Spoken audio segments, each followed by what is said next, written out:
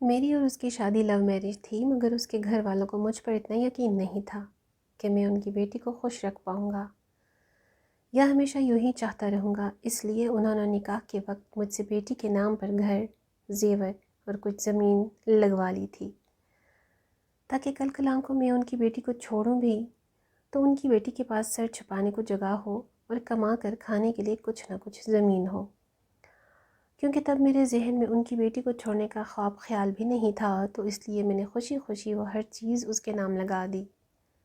میری سوچ یہی تھی کہ جو کچھ اس کا تھا وہ بھی میرا تو ہی ہے، مگر کہتے ہیں نا کہ آنے والے وقت کا کسی کو پتہ نہیں ہوتا۔ بالکل ایسے ہی میرے ساتھ بھی کچھ ایسا ہی واقعہ پیش آ گیا ہے۔ اچانک سے میری محبت نفرت میں بدل گئی، میری سب تدبیریں مجھ پر الٹ پڑنے لگیں۔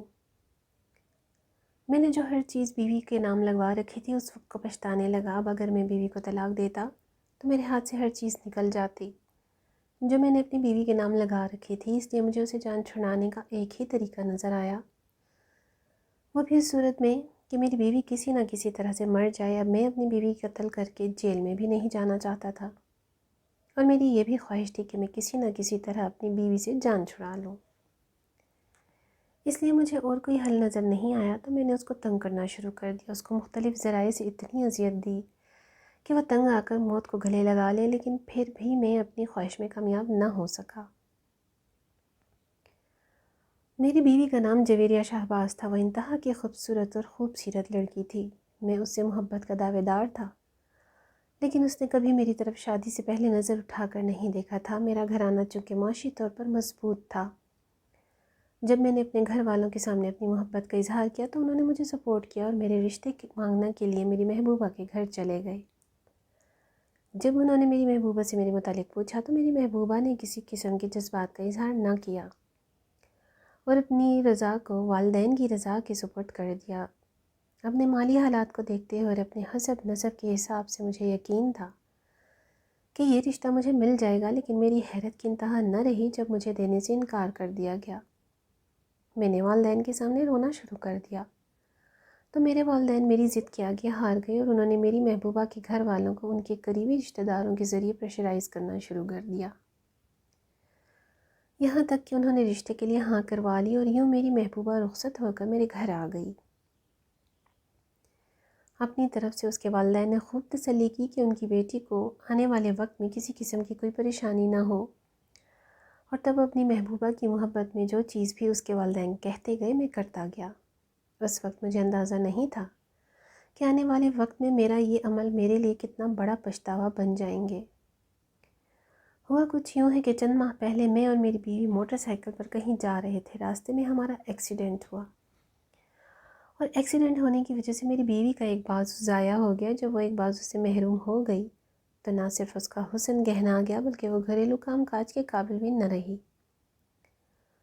گھر میں کام کاج کے لیے ملزمین تو تھے ہی، لیکن بیوی کا صحت مند ہونا اس لیے بھی ضروری تھا کہ ہمارے خاندان میں مختلف پارٹیز کے موقع پر میاں اور بیوی ایک ساتھ جاتے ہیں اور دونوں کی ایک ساتھ تصاویر وغیرہ بھی بنائی جاتی ہیں۔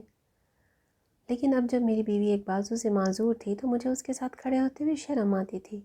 اب میں اپنی بیوی کو چھوڑ کر دوسری شادی کرنا چاہتا تھا، اور اس بیوی کے ہوتے ہوئے میرے ساتھ کوئی لڑکی شادی کے لیے رضامند نہیں ہو رہی تھی۔ میں اپنی بیوی کو طلاق نہیں دے سکتا تھا، کیونکہ طلاق کی صورت میں کثیر دولت میرے ہاتھ سے نکل جاتی۔ مجھے اور کوئی صورت نہ ہوئی تو میں نے اپنی بیوی کو اذیت دینا شروع کر دیا۔ اس وقت میری بیوی ہاتھ سے معذور ہو چکی تھی، اسے بھی پتہ تھا کہ اگر میں یہاں سے نکالی گئی، دھتکاری گئی تو میرے پاس اور کوئی ٹھکانہ نہیں ہوگا۔ اس کی بھی خواہش تھی کہ کسی نہ کسی طرح اس کا گھر بنا رہے، اس لیے وہ میری اذیت سہتی رہی اور گھر چھوڑ کر نہ گئی۔ میں بھی بیوی کو طلاق نہیں دے سکتا تھا، اس لیے اذیت دیتا رہا تاکہ تنگ آ کر وہ خود ہی اپنی زندگی کا خاتمہ کر لے۔ لیکن میرے لاکھ اذیت دینے کے باوجود بھی میری بیوی نے خودکشی نہ کی، تو مجبوراً مجھے اس کی جان لینا پڑی۔ میں نے اپنی طرف سے بیگم کی جان لینے کا جو محفوظ ترین راستہ چنا وہ کچھ یوں تھا کہ میں نے اپنی بیوی کو کچھ نشہ آور ادویات پلائیں۔ جب وہ ہوش حواس سے بیگانہ ہو گئی تو اس کے جسم کو مضبوطی کے ساتھ بستر پر باندھ دیا، لوہے کی ایک زنجیر کو اس کے جسم اور بازو کے ساتھ لپیٹ کر الیکٹرک تار سے جوڑ دیا اور اسے بجلی سپلائی سے منسلک کر کے کرنٹ چالو کر دیا۔ یوں الیکٹرک کرنٹ لگا کر اس کی جان لے لی۔ اس کی جان لینے کے بعد اس کے جسم کو رسیوں سے آزاد کر دیا، زنجیر کو کھول دیا، اس کی لاش کو اٹھا کر الیکٹرک بورڈ کے قریب رکھا اور اس کے پاس استری کی تار ننگی کر کے رکھ دی تاکہ اوپر سے آنے والے ہر شخص کو یہی لگے کہ یہ کچھ نہ کچھ بجلی کا کام کر رہی تھی اور اسے کرنٹ لگ گیا ہے۔ اس کے بعد خود گھر سے باہر نکل گیا، اور جب میری والدہ نے اس کی لاش کو دیکھا تو اس نے رونا پٹنا شروع کر دیا۔ میری والدہ کی آواز سن کر سارا محلہ اکٹھا ہو گیا۔ لوگوں نے ڈاکٹر کو بلایا۔ ڈاکٹر نے اس کی موت کی تصدیق کر دی ہے۔ ڈاکٹر سے پہلے میں خود اس کی موت کی تصدیق کر چکا تھا۔ اس کے بعد مجھے بھی اطلاع دی گئی اور میری بیگم کے گھر والوں کو بھی اطلاع کر دی گئی۔ میری بیگم کے گھر والے کسی نہ کسی طرح مشکوک ہو گئے اور انہوں نے پولیس کو بلا کر میرے مجھ پر شک کا اظہار کر دیا۔ جب لاش کا پوسٹ مارٹم کروایا گیا تو اس میں سے نشہ اور ادویات پلائی جانے کا انکشاف ہو گیا۔ پولیس نے مجھے گرفتار کر کے جب مجھ پر 3rd ڈگری کا ٹارچر کیا تو میں نے اپنا جرم مان لیا اور آج میں جیل میں قید ہوں۔ جیل کے اندر مجھے سب سے غلیظ ترین بیرک میں رکھا گیا ہے۔ یہاں ہر وقت ایک عجیب سی گھٹن رہتی ہے۔ میں نے اپنی بیوی سے جان چھڑانے کے لیے اس کی جان لی تھی، لیکن آج میری خواہش ہے کہ کاش ایک بار، صرف ایک بار میری بیوی زندہ ہو کر آئے اور میری خیریت پوچھے، مگر ایسا ممکن نہیں ہے۔ شروع میں میرے گھر والوں نے کوشش کی میری ضمانت ہو جائے، انہوں نے میرے کیس کی پیروی بھی کی، لیکن آخر کار انہوں نے بھی چھوڑ دیا۔